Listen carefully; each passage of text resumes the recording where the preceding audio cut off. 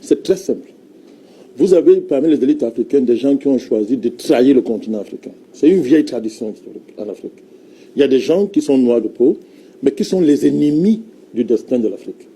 Il ne faut pas croire, et il suffit pour ça qu'on les promette, qu'on les assure de les enrichir, elles et leurs familles. C'est le cas de M. Ouattara, si on parle de lui. Il n'est pas le premier, il n'inaugure pas cette tradition, mais c'est son cas particulièrement en Afrique. M. Ouattara incarne le projet de recolonisation du continent africain. J'ai dit ici qu'il est la plus grande catastrophe qui nous arrive depuis 50 ans. Depuis 6 ans, je le dis ici. Depuis 50 ans, ce monsieur est la plus grande catastrophe qui soit arrivée au continent africain. Parce qu'il est l'incarnation du projet de recolonisation. Pour la simple raison qu'on lui a garanti des richesses, lui et sa famille, il peut être milliardaire, il a décidé de vendre le continent tout entier. Il est le pion, c'est-à-dire jamais un Africain n'est allé à ce niveau. Jamais. Parce que si nous considérons que les nouvelles générations aujourd'hui, nous avons assez plus de connaissances que les générations passées, alors on a affaire au plus grand traître de l'histoire de l'Afrique. C'est de cela qu'il s'agit. Donc, si on veut parler de la fanfaronnade de ce monsieur, bon, on s'amuse, mais est-ce qu'on peut parler d'économie en Afrique? Est-ce qu'il y a une économie en Afrique?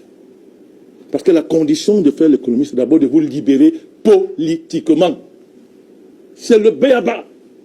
Nulle part au monde on a vu une nation faire de l'économie alors qu'elle n'est pas libre politiquement. Quand vous n'êtes pas libre politiquement et on vous demande de faire l'économie, ça s'appelle l'esclavage. Vous ne trouvez pas pour vous. Le reste qu'on a, c'est des histoires à embêter les gens. On parle que il n'est pas possible de parler d'économie dans un pays africain tant qu'on n'est pas libre politiquement. Et comme on montre dans l'histoire, où est-ce qu'il y a eu l'inverse, où les gens ont bâti une économie alors que politiquement ils ne sont pas libres. Donc on a affaire à une bande d'esclavagistes, de néocolons, de traîtres qui ont décidé qu'ils vont marcher sur le sol des Africains pour atteindre leurs objectifs. La vraie réponse à avoir, lui, c'est de savoir si est-ce que nous on tolère ça. Et qu'est-ce qu'on fait pour empêcher ça? Voilà le débat. On parle de quelle monnaie unique? Mais vous êtes sérieux ou quoi? Quelle monnaie unique? Monnaie unique, c'est le nouveau nom du franc CFA, c'est tout. C'est le nouveau nom que la France peut donner au franc CFA, parce que la France a honte désormais. Nous avons démontré que c'est un État criminel, c'est un État, c'est le dernier empire colonial en plein 21e siècle, dont il faut maquiller la question du franc CFA. Parce que même les Allemands qui sont les partenaires disent que mais vous siphonnez 400 milliards de dollars par an aux Africains. Non, c'est pas moi par an, je crois. C'est pas moi par an. Par an. Bon, et ça, c'est une sous-évaluation. Oui. Très sous-évaluation. Parce que ce que les Allemands prennent en compte n'a rien à voir avec toute la réalité du compte d'opération. Mais ils disent quand même que bon, vous siphonnez 400 milliards par an aux Africains. Mais les Allemands le disent. Ça veut dire que même entre eux, ils disent que bon, ok, comme c'est entre nous, mais comme toi, tu fais quand même trop fort. Tu fais quand même trop fort. Oui. Alors, pendant que nous, les Allemands, nous n'avons pas d'empire colonial, on compte quand même sur nous, mais toi, tu as un empire colonial en plein 21e siècle et tu as des avantages de 400 milliards de dollars par an que tu siphonnes. Donc ça pose quand même un problème. Il faut habiller ça. Il faut habiller ça. C'est pour ça que la France était au premier plan pour tuer Kadhafi. Les gens savent, ils ont un agenda clair où ils vont. Première action qu'ils ont posée, liquidation de Laurent Gbagbo. Dans les conditions que l'on sait, ils ont fait de ce monsieur qui n'est pas ivoirien, qui a honte de son pays d'origine, il a honte de dire qu'il est burkinabé, il a honte d'être burkinabé, il s'est autoproclamé ivoirien, et on l'a placé par les voies que vous connaissez. J'ai jamais vu dans le monde. Un monsieur qu'on appelle Sarkozy, qui maintenant est un agent commercial de multinational, c'est-à-dire on avait affaire à un gangster, un voyou, un bandit de grand chemin, il s'est mis en Inde, il a dit que dans 3 jours, on va Gbagbo de partir.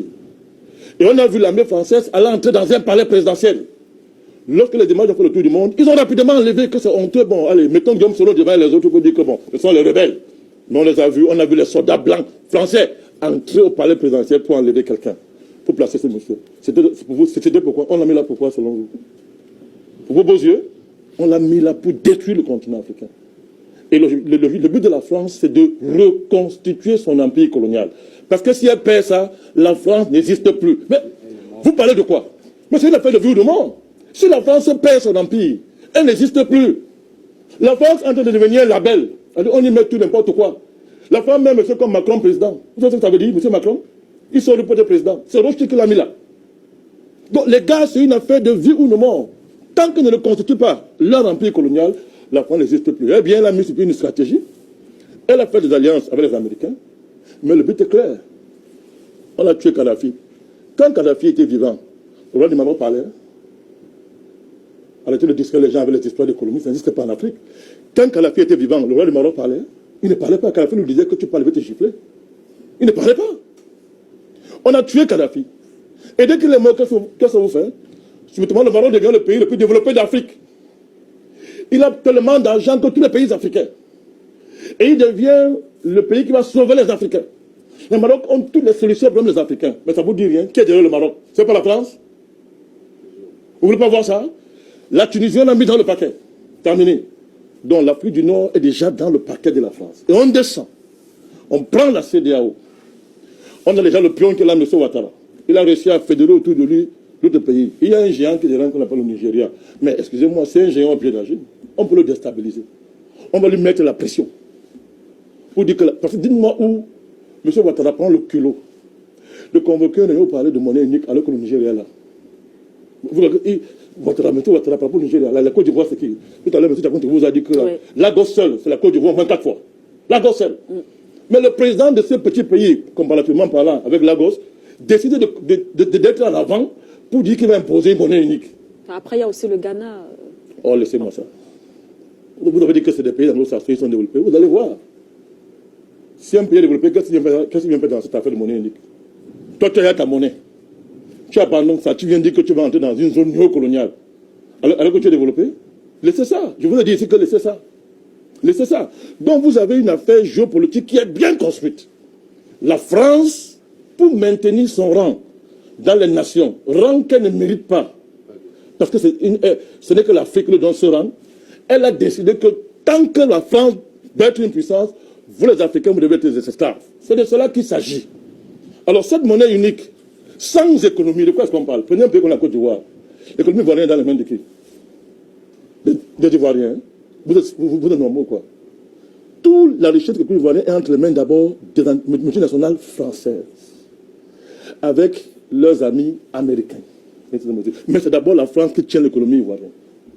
Donc le projet de la France, c'est de faire que dans tous les pays de son précaré, il n'y ait pas d'économie.